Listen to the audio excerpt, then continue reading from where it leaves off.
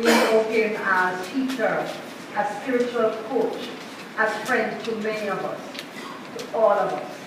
We know him as pastor of this Center for Spiritual Living. And we believe, or we've been told, that in places foreign, he's been known as a rock star.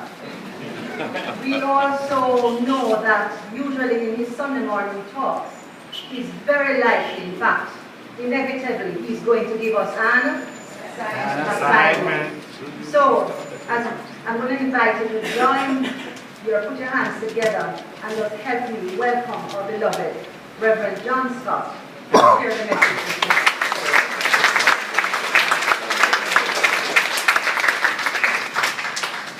us. Good morning, friends. On a warm August morning. It's a joy to add my own words of welcome to you all, and especially to those people who join us in consciousness on the World Wide Web.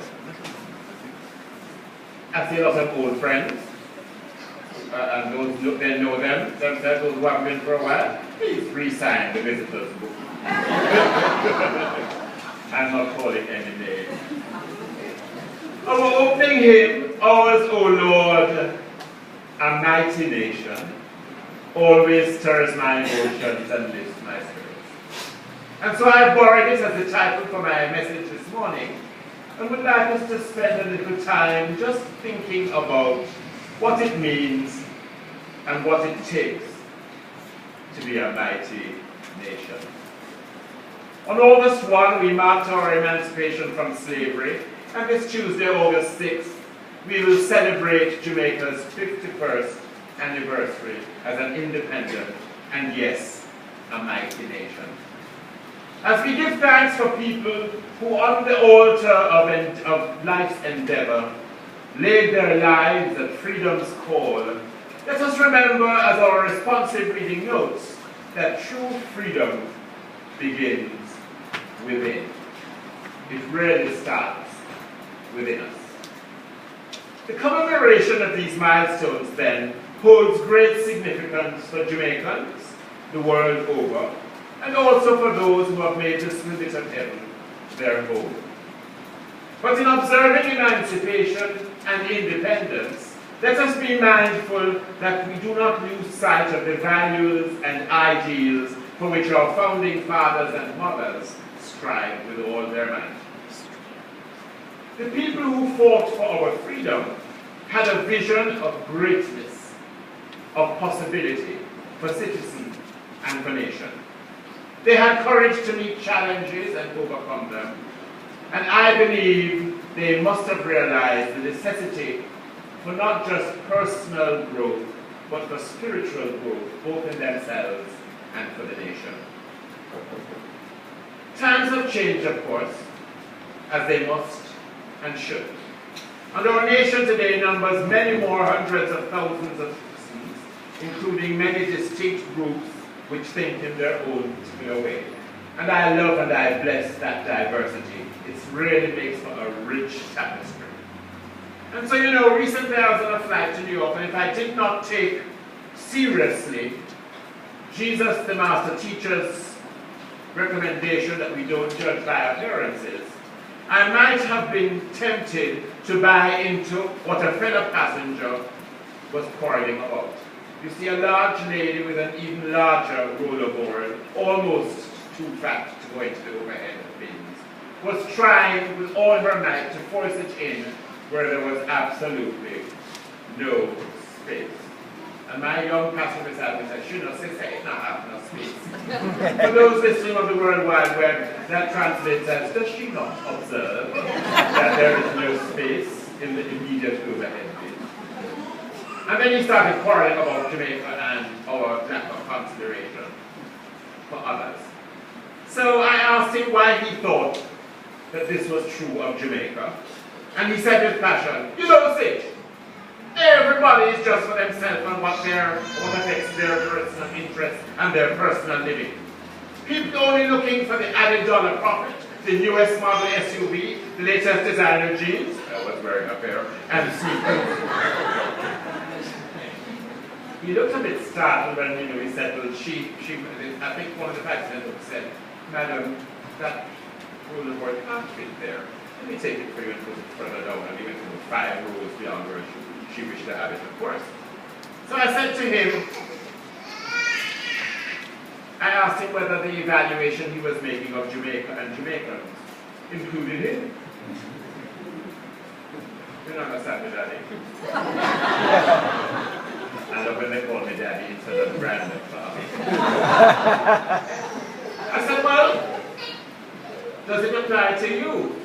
And he said, I hope not. For me, there is more in life that should be of prime importance. Unquote. I think he got the point when I said, I totally agree with you, son. And if you and I both think that way, there are bound to be many others in Jamaica and around the world who share our values too. Perhaps then we should stop speaking of Jamaica as though it were in a downward spiral and begin talking it up. And we were taxiing for takeoff, and so I said to him, you know, if the captain sat at the controls this morning declaring that this thing will never fly, instead of doing what it takes to get us off the ground, we would be in a real prepare, wouldn't we? For those listening on the World Wide Web, prepare means a great deal of messy stuff. So you see, friends, of necessity, there must be things of more value in life to which we should want to give our utmost, spiritually, materially, and mentally, in order to achieve the greatness that we espouse. Values to be lived, not just talked about. And these values concern not only the individual, but they also reflect in the nation as a whole, for I really believe our nation is a composite of its individuals. Am I right, or am I right? So when we're talking about Jamaica, we are including ourselves. Who are we then, as a people? How does one account for our feisty self-confidence and our amazing resilience, and the fact that we excel in so many areas of human endeavor? You think it's really the yam and the coke and the sheen which they attribute to be the fuel behind Usain Bolt's phenomenal speed?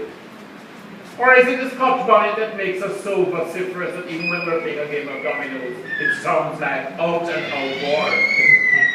And yet still in every Jamaican heart there is this font of generosity and love and goodness, which has us reaching out to people, strangers and friends alike. You had your car ever broken down on the road? 10 people stopped, look in your bonnet and said, it's not working, son. And everybody wants to help. You know, try and call the AA if they have the authorities. So then what are the standards against which we measure our self-worth? How do we nurture the values? And what are the values that we must nurture? And how can we, as practitioners of that philosophy known as the science of mind, how can we as practitioners of truth live the values that we want to see as the core values of Jamaica land we love? We could, I'm sure, list a great many values, but a few of them for me are fairly inclusive of all the others. In my view, a primary value concerns growth. And I'm talking about growth as individuals and growth as a people, growth personally, growth spiritually. Because, you know, stagnation can only preface death. Life is a creative activity and an expression of infinite intelligence which is forever evolving and expanding. We must allow ourselves then to be continually creative of good for ourselves and every other self in every aspect of our lives. And I believe that for us this creativity can only spring from a greater awareness of our true nature as the sons and daughters of that presence and power we know as God. As we do this individually, such growth automatically will become reflected as the activity of our community, and then by extension our nation, and then by further extension it will be expressed in our relationships with other nations. As we mark the anniversary of emancipation and celebrate another independence holiday, it would seem that a very clear and definite path is in front of each one of us. We need to realize and live from the awareness that we are much more than we appear to be. We need to grow spiritually, and in so growing in every other aspect of our lives. The universe offers us all the harmony, all the good, all the creativity, and all the freedom that there is. We must come to accept all of this for ourselves. And when we do, at the same time we'll be accepting it for the nation. Through this action, our country can achieve a greater stature than was ever dreamed of before. We can provide more good for all our people and rise to the highest level of culture and achievement. So do me a favor, please turn to page 4 of your order of service. And let us say together that affirmation which is in paragraph 1, 2, 3, 4, paragraph 6, in inverted commas. It starts, I hold these truths to be self-evident. You see it? Together. I hold these truths to be self-evident. I am created free and equal, endowed by a loving Creator with the inalienable rights of a fulfilling life, the freedom of Christ-directed choices, and the experience of happiness every day of my life. And so it is. Friends, please note that the Christ-directed choices of which we spoke are not about the personality known as Jesus. The Christ here refers to your personal sonship or daughtership with God. Christ-directed choices are therefore the freedom to choose which is yours by virtue of your direct connection with the present and power within you. Let us affirm together, I am free to be a child of God's love. I am free to be the child of God's love that I am meant to be. It's in your responsive reading. Together, I am free to be the child of God's love that I am meant to be. I am free to be the child of God's love that I am meant to be. And then let's say, I am a child of God, free and unlimited in my celebration of life. I am a child of God, free and unlimited in my celebration of life. To your neighbor say, you are a child of God, free and unlimited in your celebration of life. Happy interdependence. You are a child of God, and unlimited in your celebration of life. Happy interdependence. I say your name to everybody in the church. And yours. And Sandra warned you, so this brings me Your assignment. to your assignment. And I got this assignment, this exercise, from a book that little Valerie Chuck lent me called, it's called, what's it called, Valerie? The Miracle of Mindfulness by the Buddhist teacher, poet, and activist Thich Nhat Hanh. And I've been using it, and this is really funny, because when you hear it, you'll know why. My friends tell me that when I'm not pleased about something and I'm on the podium, my personality. So this exercise has cured me of the first slip syndrome. So here it is. You ready for your assignment? Yes. Your assignment, should you decide to Undertake it. is every morning to half smile when you first wake up. It's always possible to half smile. Half smile, that is it. There you go, see? Thich Nhat Hanh recommends that you hang a branch It could be a sprig of lignum vitae or a sprig of bougainvillea or ponciana if it's still blooming. Or put a sticky pad with the word smile on the ceiling or wall beside your bed so that you see it right away as you open your eyes. This sign will serve as your reminder. And here's what you do. Half smile, inhale and exhale 3 breaths gently while maintaining the half smile. And then affirm, I am a child of God, free and unlimited in my celebration of life. Can we say it again? I am a child of God, free and unlimited in my celebration of life. And then friends, throughout the day, if you find yourselves becoming irritated and pursing your lips, simply half smile and take 3 breaths and say, I am a child of God, free and unlimited in my celebration of life. Good? Doable? Yes. Another core value which I believe we as a people embody is that of givingness. I think we're one of the most generous people. I see us as a giving, wonderfully generous people.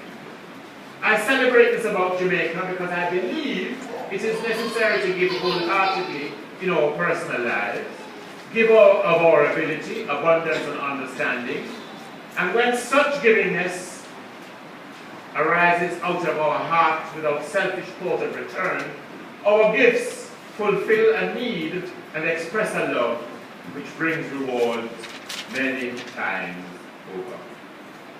When such a feeling completely imbues all people, nations will so act, no longer finding it necessary to be primarily concerned with political expediency or the balance of power, but only cognizant of how a gift can benefit the recipient.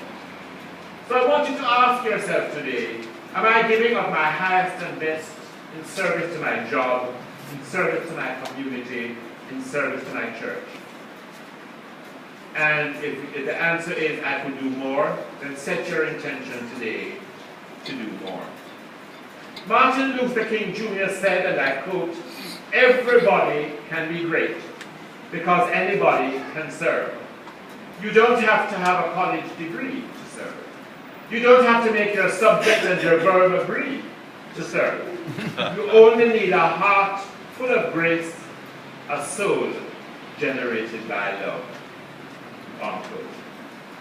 Of paramount value then is the expression of love and the awareness of the unity and interrelatedness and interconnectedness of all life, which and must start within the individual. Do you agree?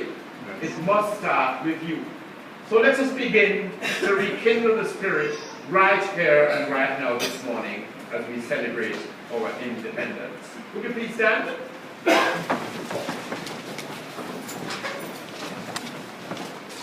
Now here is the immediate task. I want each of you to hug 3 people.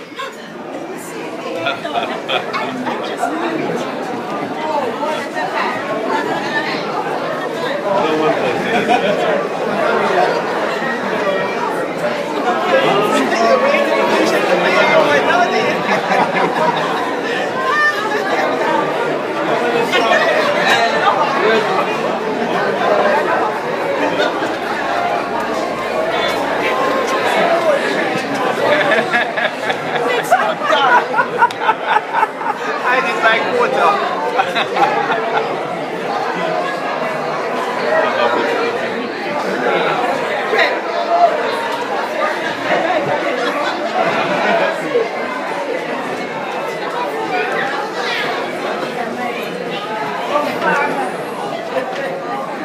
I said 3, not 300.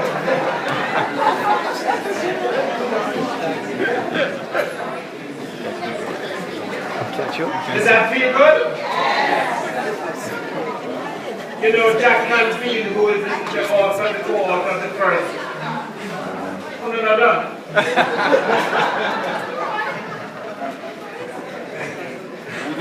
Jack Canfield, who is the co-author of the first Chicken Soup for the Soul books, shared this piece on hugging, and I want to quote. Hugging is healthy. It helps the body's immune system. It keeps you healthier. It heals depression. It reduces stress. It induces sleep. It's invigorating. It's rejuvenating. It has no unpleasant side effects. Hugging is all natural. It's organic. Natural is sweet. Has no pesticides, no preservatives, no artificial ingredients. It's non-fattening and is 100% wholesome. So you see, hugging is practically perfect. There are no movable parts, no batteries, no periodic checkups, no monthly payments, no insurance requirements. It has low energy consumption and high energy yield.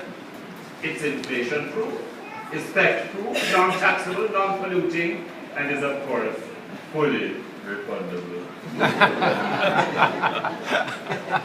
So friends, just as an individual cannot hate, resent, or express fear of his neighbor or associate without dire mental and physical repercussions, so it is with communities, and so it is indeed with nations. It is possible that much of the discord which makes the headlines each day stems from individuals becoming too self-centered, too involved with personal needs and desires, to recognize the fact that humankind has rarely grown beyond the materialistic and practical life of an animal, that our possession of self-consciousness and self-determination places upon our shoulders the responsibility to live up to and more fully express that mind within us, which is the one mind, the mind of God. Friends, I believe that the spirit of love, which is the spirit of God, is indeed stirring in our beautiful land, and the door to the future is wide open with prospects ahead of a greater good than the Jamaican people have as yet envisaged. I believe that this great teaching we know as the science of mind provides us with the tools and gives us the courage to venture forth into the years ahead in hope, in faith, and in trust. As together, we help to create a world that truly works for all lifetime, for everyone. But to do this, we're going to have to turn our attention away from the appearance of discord and remind ourselves that the great formative powers of the universe are behind the challenge to leave our nets and follow Christ, the cosmic Christ of your own sonship and daughtership with God, in whom we find the way, the truth, and the life revealed progressively in our hearts and in our nation's experience. May you live full and free in the assurance that the goal is sure to be attained by all. Master and Valerie, can we all sing the last verse of All Who Lord, a Mighty Nation? Just remain seated.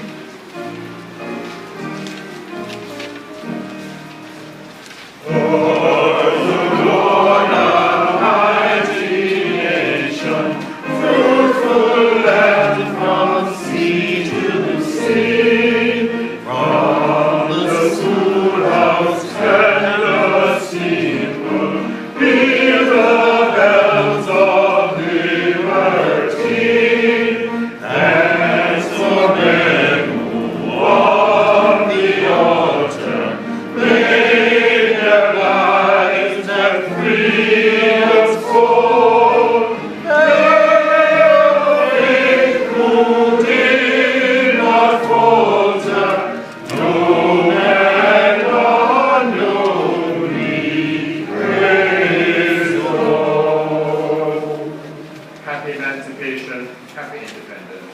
Now.